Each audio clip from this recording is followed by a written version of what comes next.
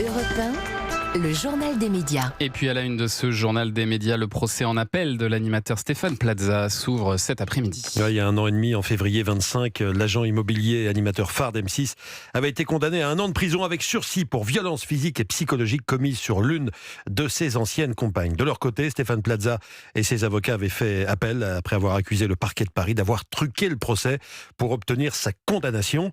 Depuis le premier procès, les émissions Maison à vendre et Recherche appartement ou maison qu'animait Stéphane Plaza ne sont plus diffusées sur M6. Il y a quelques mois, souvenez-vous, il y avait une rumeur qui annonçait le retour de ces 2 émissions avec de nouveaux incarnants, mais on n'a pas de nouvelles depuis.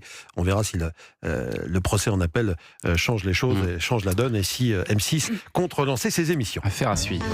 Et puis toujours concernant M6, hier nous étions présents à la conférence de presse d'un de ses plus grands succès.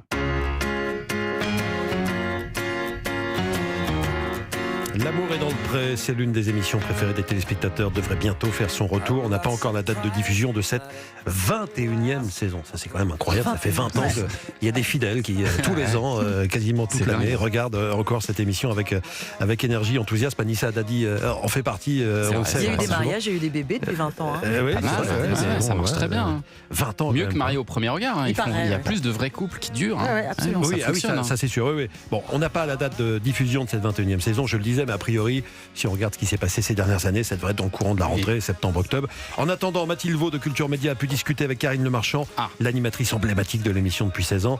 Elle nous a appris que le casting de la saison 22, donc la saison qui sera diffusée à partir de la rentrée 27, va commencer dans quelques jours. Ils anticipent déjà la saison suivante. Mais Karine Le Marchand espère un petit peu de nouveauté cette fois. Écoutez. On a besoin de diversité aussi dans notre casting. On a besoin de jeunes, de personnes moins jeunes. On a besoin de toutes les régions. On essaye vraiment de faire un état de la France aussi. Et en même temps, nous, on galère parfois à trouver, par exemple, moi, je voudrais trouver des femmes qui aiment les femmes. J'en trouve pas. Ça, on en a eu une fois en 21 saisons.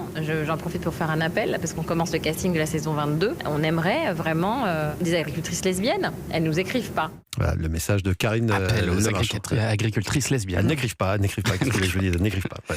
Karine Le Marchand au micro de Culture Média. Côté audience, c'est vrai que ça marche. Je disais, ça fait 20 ans. La saison 20 diffusée l'an dernier a réuni plus de 4 millions de téléspectateurs en comptant le replay. C'est ce qu'avait communiqué M6.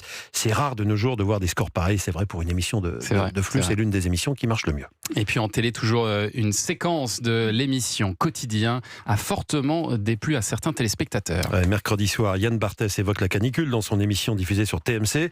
Il fait une blague ou plutôt un commentaire sarcastique à propos des gens qui vivent sous les toits et qui s'en plaignent en ce moment à cause de la canicule. Écoutez.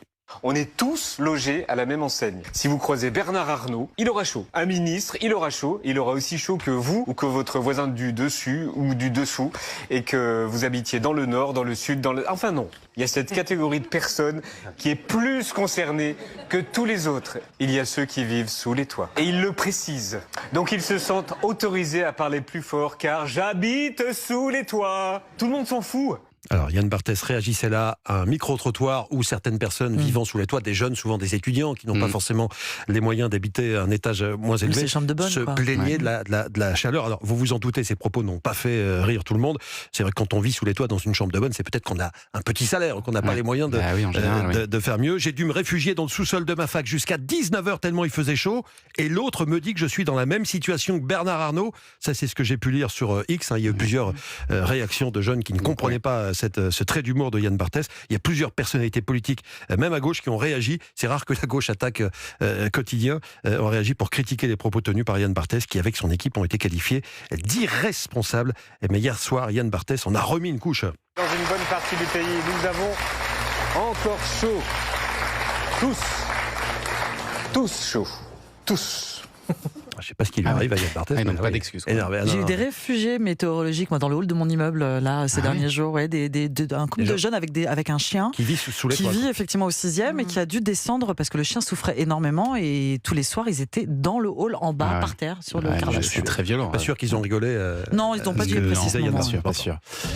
Bon, peut-être qu'il faut mieux aller au cinéma finalement avec la canicule. La fréquentation des salles est en forte hausse. Il y a 2 choses à faire quand il fait très chaud comme ça, c'est aller dans le hall de l'immeuble d'Amblin Roche, Voilà. parce qu'apparemment il fait frais, et au Accueille cinéma. tout le monde. Des fauteuils confortables, une bonne clim. C'est vrai que les salles de cinéma, c'est parfait pour respirer un peu, pour ceux qui vivent sous les toits et les autres. Avant même la fête du cinéma, elle commence dimanche, hein, les billets seront à 5 €.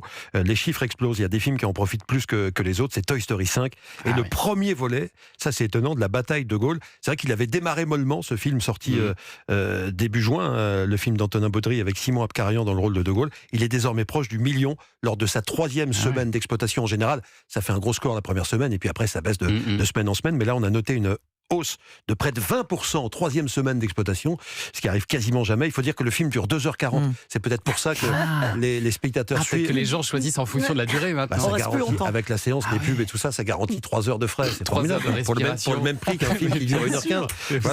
3 heures de clim. Le film de Quentin Dupieux qui dure 1h15. Ah non, bah non. Oui, c'est pas le même rapport. Donc il semblerait que les films longs aient la cote en ce moment, et notamment celui-ci en plus. Ça nous intéresse tous, c'est notre histoire, de Gaulle. Merci beaucoup Julien pour ce journal des médias.